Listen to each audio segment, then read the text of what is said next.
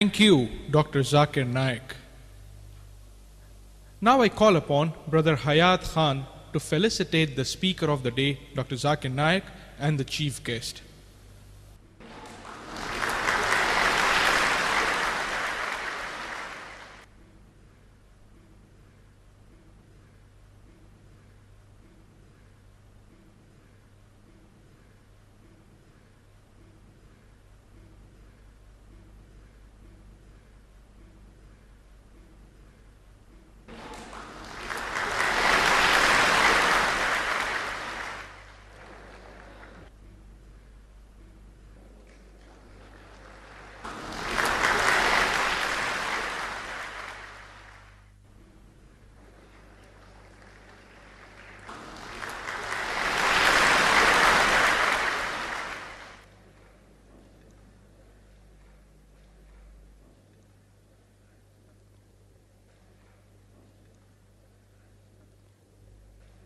Now we begin with the more interesting part of the program, that is, the question-answer session. Please pose one question at a time. May we have the first question? Sir, my name is Vasikaran. I am a Christian. And we are told that the Crusaders and the Crusades were waging a holy war. I am a Christian, sir. I am a journalist. We were told that the Crusaders and the Crusades were waging a holy war. And now after seeing the films, we know how much terrorism they did to the innocent Muslims. And do you not think that this religious terrorism started from these crusades? And it is in another way, it continues against the Muslims through all these centuries. Now this terrorism seems to be in another phase, and why these Westerners are always, after the Crusades, continuing this sort of thing against? Brother asked a very good question. He being a Christian, he says that he was told that the Crusades were holy war, and that's what I told you. The Orientalists used this word, holy war, for jihad. It was nothing but the usage of holy war was another name for crusade, to see to it that everyone joins and think it's religious. And the brother, being a journalist, has rightly said that now we realize that these crusades were nothing but terrorizing the innocent Muslims. I didn't say anything about this in my talk because I came here to speak about the Islamic concept. I didn't touch on any religion, negative point of any religion, either do I want to touch. It is just I said that all religion prescribe fighting to let peace prevail. That's what everyone does. I never touched on any religion. That's not what I've come here for.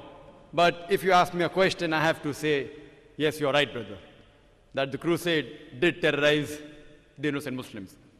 And that's how it has continued. And now, the same thing what they do, they are now saying the same thing to the Muslims, which if you analyze, you see in the world around you. You see in the world around you that how many people are actually accepting it. Today, Islam is the fastest growing religion in the world. There may be stray incidences somewhere in the world. There are black sheep in every community. But you will not be able to point out as a whole that where in the world are people forcing other non-Muslims to accept Islam at the point of the sword. No way. In fact, they are getting harassed because they are Muslims. Now, this thing can only be solved if you go back to the Bible. If you read the Bible, Jesus Christ, peace be upon him, he said, it's mentioned in the Gospel of Matthew, chapter number 5, verse number 40-41, he says that if anyone strikes you on the right cheek, offer him the other. If anyone strikes you on the right cheek, offer him the other. If someone asks you to walk 1 mile, you walk with him twain. If someone asks for the shirt, you give him the cloak. So Jesus Christ, peace be upon him, a messenger of Almighty God, he shows us how peace should prevail. He says, love your neighbor. So if you analyze, if you go back to the scripture, I don't find anywhere where Jesus Christ, peace be upon him, himself prescribed that you should harass the Muslims. So therefore I tell all the human beings that go back, the scripture which you consider to be the most holiest, whichever scripture you consider, at least go back to your scripture, as the Quran says in Surah Al-Imran chapter 3 verse 64, Ta'alaw ila kalmatin sawa'in bainana wa bainakum. Come to common terms as between us and you. Which is the first term? Allah na'budu illallah. That we worship none but Allah. And this I'll be dealing tomorrow in the topic Universal Brotherhood, that how can we get communal harmony by going back to the scriptures And if you go back to the scriptures, you'll find that the concept of universal brotherhood is the one in all scriptures. Hope that answers the question. Hello. My name is C. Ilayaraja. Assalamu alaikum. In the name of Allah, the most merciful and the most beneficent, the Prophet Muhammad, Rasulullah, let peace be upon him. Actually, I am a non-Muslim. My brother is Saifullah. Actually, he is standing the dais. Everyone can see him. He has embraced Islam in my family, and he is having so much problem with the parents. Actually, that is not my question now. Actually, I am belonging to the fraternity of law. Actually, I finished law, and I am doing my... Excuse me, brother. Sorry to interrupt you. I am really sorry. This is not a lecture time. We are in the question and answer session. I want you to be precise and to the point. Please come to your question. Thank you. Actually, Brother, you are free to ask a question. Please speak a bit slowly and clearly so that we can hear. Okay. Brother, you can continue. And as far as the non-Muslims, I'd just like to just make a suggestion to the MC that the non-Muslims can ask any question, in topic, out of the topic. This is the opportunity. They don't get the opportunity. I would not mind answering any question. If it's from non-Muslim, it will be my pleasure to answer any question in the topic, out of the topic, on religion, on any religion. It will be a pleasure. Yes, brother, most welcome to continue. Yeah, actually, I tend my apology for wasting the time for the respectful brother.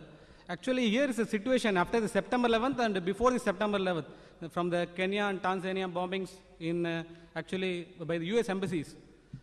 About Osama bin Laden, actually. Every people in the society are talking about Osama bin Laden and Islam. They are measuring Islam with Osama bin Laden.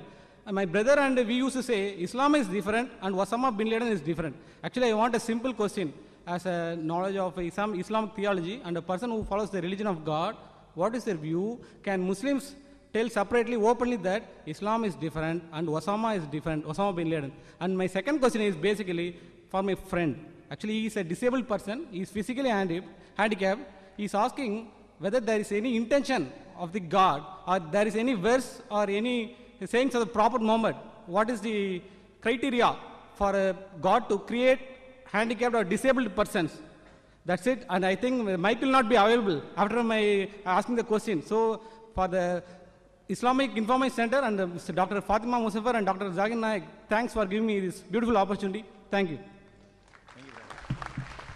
The brother asked basically two questions. The first part of the question was regarding comments on Osama bin Laden. The second part was, what is the reply that God Almighty has created disabled people in the world? The first question, that why should Osama bin Laden be linked with Islam? Islam is different, Osama bin Laden is different. And what are my views regarding Osama bin Laden? Brother, as far as Osama bin Laden is concerned, I personally have not met him. I don't know him personally. And this question was asked to me in Australia when I was there a few months back in Perth, that do you consider Osama bin Laden as a terrorist? So I gave the same reply that I personally don't know Osama bin Laden. I don't know him. I haven't met him. If you are going to ask and say that based on the news that I get from the media, whether it be BBC, CNN, etc., then if I agree with that news, I have no option but to label him as a terrorist. But the glorious Quran says in Surah Hujurat, chapter number 49, verse number 6, it says that whenever you get information about something, check it up before you pass on to the second person or the third person.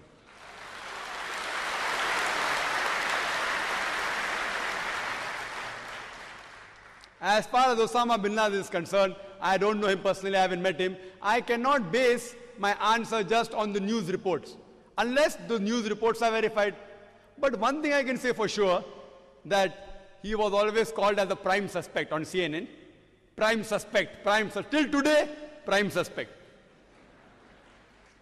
Prime suspect number one.